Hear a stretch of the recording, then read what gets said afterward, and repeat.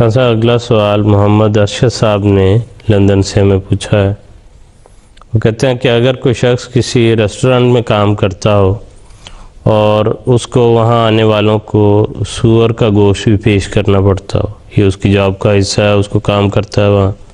تو اس بارے میں کیا حکم ہے ایسی جاب کے بارے میں؟ یہ دراصل یہ ایسا سوال ہے جو خاص طور پہ ویسٹرن دنیا اور یورپ وغیرہ کے ساتھ اس کا زیادہ تعلق اور آج کے زمانے میں زیادہ ابھر کے سامنے آیا ہے۔ حضرت خلیفۃ مسیح رابع رحمہ اللہ تعالیٰ سے اس بارے میں پوچھا گیا اور حضرت صاحب نے، حضرت خلیفۃ مسیح رابع رحمہ اللہ تعالیٰ نے اس بارے میں بڑا تفصیل کے ساتھ، بڑا کھول کے اس مضمون کو بیان کیا کہ اور اس کے مختلف پہلوؤں کو حضور نے جو اس جواب میں ارشاد فرمایا، اس میں یہ بھی کہ سور کا یا شراب کا جو کاروبار ہے اس میں اگر تو کسی احمدی کا اپنا کاروبار ہے تو اس کے متعلق تو حضرت صاحب نے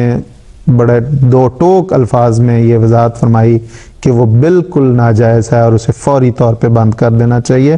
اور اگر وہ بند نہیں ہوگا تو جماعت اس کے خلاف تعزیری کارروائی کر سکتی ہے، کیونکہ یہ ایک حرام کاروبار ہے جس کو اگر کوئی احمدی کا اپنا بزنس ہے تو اسے فوری بند کرنا چاہیے۔ دوسرا حضور نے فرمایا کہ دوسرا یہ ہے اس کا پہلو کہ جس میں بعض احمدی لوگ ایسی جگہوں پہ کام کرتے ہیں جس میں یہ کام ہوتا ہے،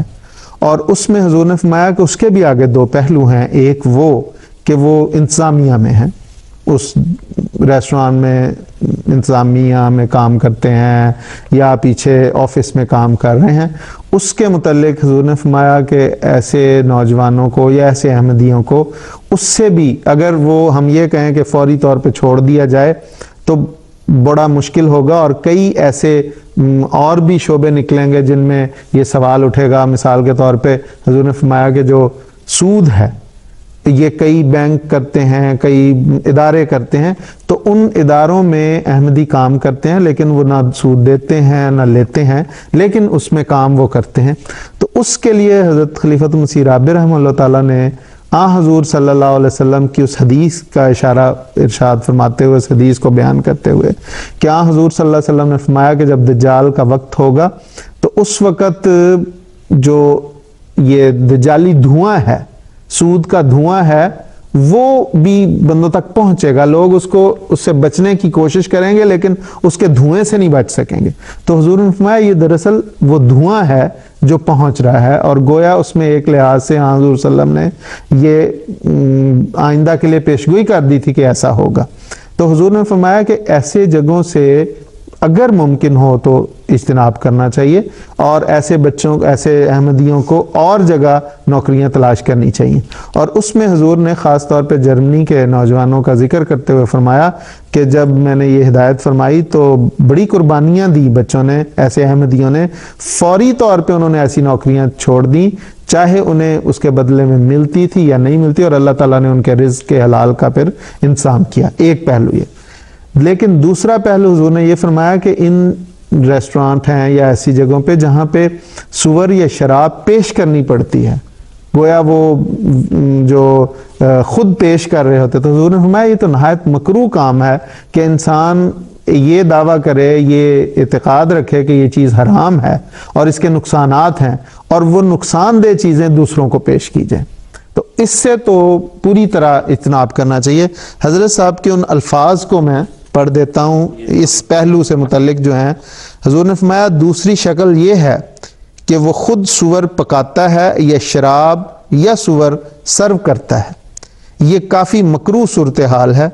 اگرچہ براہ راست ان پر اس کاروبار کی ذمہ داری عائد نہیں ہوتی، یعنی وہ کسی اور کی کاروبار میں کام کر رہے ہیں۔ ایسے لوگوں کے لیے میری ہدایت تھی کہ جس قدر جلدی ہو سکے اس کے متبادل جگہ تلاش کر لیں، اور جس حد تک انسان کے اختیار میں ہے اس کام سے بچنے کی پوری کوشش کریں،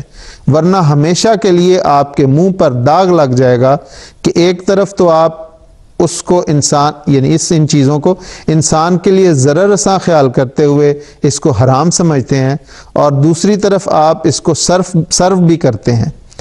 حضور فرماتے ہیں بعد میں جرمنی سے جو اطلاعات مجھے ملی ہیں ان کے مطابق بعض لڑکوں نے بڑی حیرت انگیز قربانیوں کا مظاہرہ کیا اور فوری طور پر بغیر کسی متبادل کام ملنے سے پہلے استعفے دے دیے۔ تو یہ حضرت صاحب نے فرمایا کہ یہ جو کام ہے جس میں اسے سرو کرنا پڑتا ہے، جس میں اسے خود پکانا پڑتی ہیں یہ چیزیں،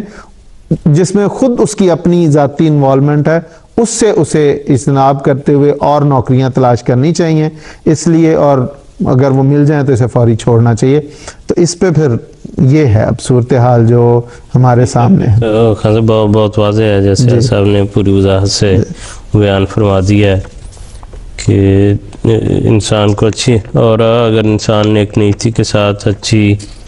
جو ہے کوشش اور خواہش کے ساتھ چھوڑ دے تو اللہ تعالیٰ اس کو متبادل انتظام بھی ضرور فرما دیتا ہے۔